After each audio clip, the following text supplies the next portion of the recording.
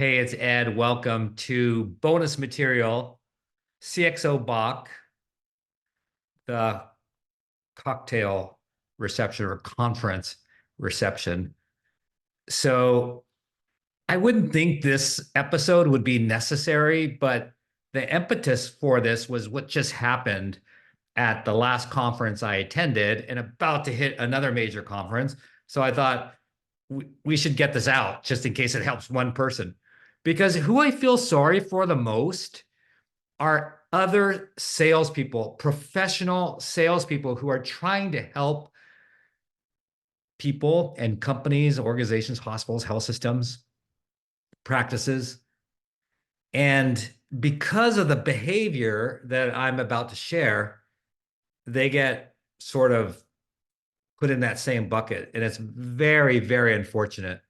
And again, one of the reasons behind the whole CxO Bach series is just to help make better partners between vendors and providers so that we ultimately can serve our patients and communities better and save lives. That's really the heart of it all. So we need to cover this topic, apparently. So what just happened in episode 4 happened to me twice. And I'm just in a conversation with a friend, and we're sitting there, and someone breaks into the conversation. Now, that's cool. And I talk about that. I talk about how you should do that and really smooth ways of doing it. But in both instances, the person just wanted to launch into a sales pitch.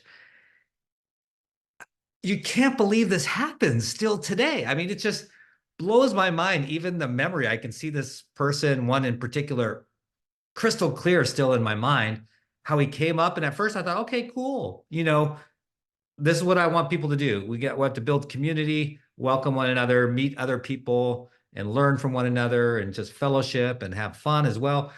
And so it was cool. He busted in. He did a decent job at that. And then he literally said, like in the parody, "Hey, what do you guys do?" And before we even answer, he's like he's talking about his company. And I don't know. In hindsight, I wish I would have said something to him, but I don't think he would have received it in that environment. So I didn't. But in hindsight, I kind of wish I would have gently pulled him aside and shared with him, "Hey, I don't know who your manager is, and if she put you up to this, but this doesn't work. And in fact, it just gives you a bad reputation." So that happened. The other thing that happened, which I was trying to figure out how to do a parody of it, but couldn't really pull it off creatively myself, is we had some salespeople who, in that environment, saw a sign. And I mean no harm to these people. That's why I don't use names. I know the people. I know they're well-intentioned people. So I'm not making fun of them. But to me, this is so obvious, but not. So sharing it. They saw a sign. So they were in sort of a lobby bar area, which is cool. I think it's fine, break into these conversations, meet people, that sort of thing. All legit. They saw a sign pointing upstairs to next level of the hotel about basically a private reception. There's a private dinner going on.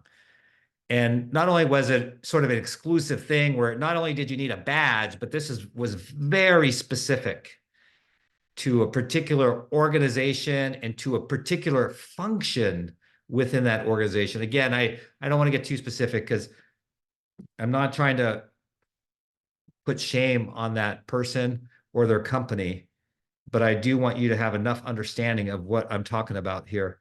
So they decided that that would be a great place to sell, essentially. And so that's what they did. They went upstairs or escalators and went into this venue.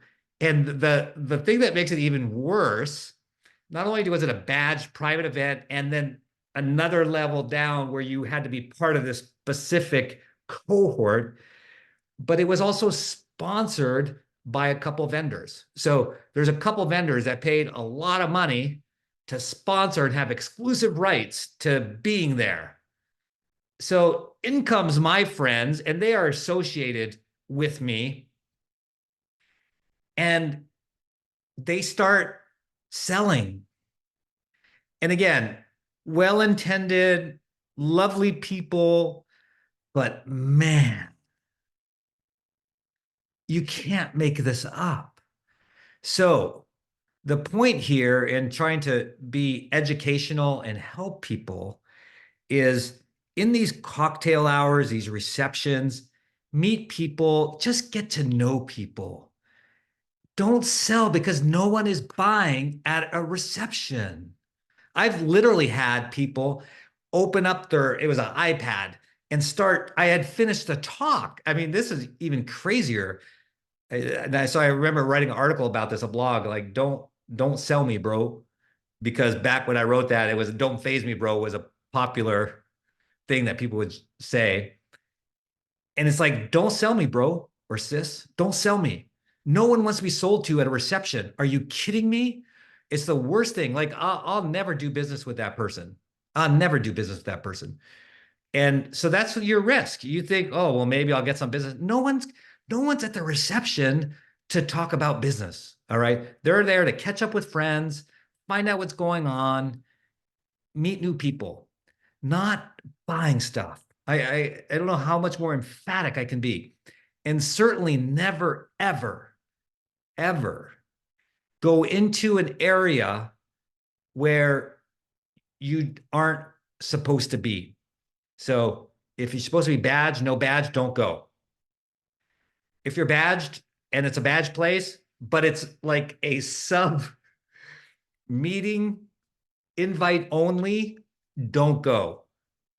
If it's badge, it doesn't even have to be badge down to this level, invite only, sponsored by different vendors. It doesn't even have to be that egregious. It could just be an event sponsored by other vendors. I would not go, and I certainly wouldn't go and sell. Because if you're that vendor and you've plunked out a bunch of money to host whatever it is, you're trying to reach prospects and develop relationships. You're not trying to develop relationships with other vendors, nor do you want those vendors coming in to the event you paid for, talking to your prospects and taking up that time, right? Because there's a limited amount of time and you don't want to be competing in your own event for that very special time. So, man, I know this is pretty straightforward. I think it's pretty obvious. And I could just tell you, and for those who don't know, I was a long time CIO, I think 20 years if you add it all together at multiple different health systems.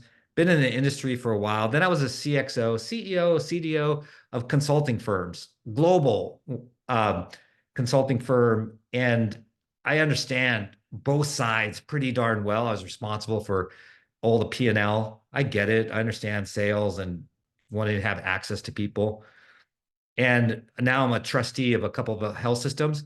So kind of have that complete view. And I'm just telling you, everything I just shared comes from experience. Don't violate. These are just basic, but no one's teaching it apparently, or teaching it enough.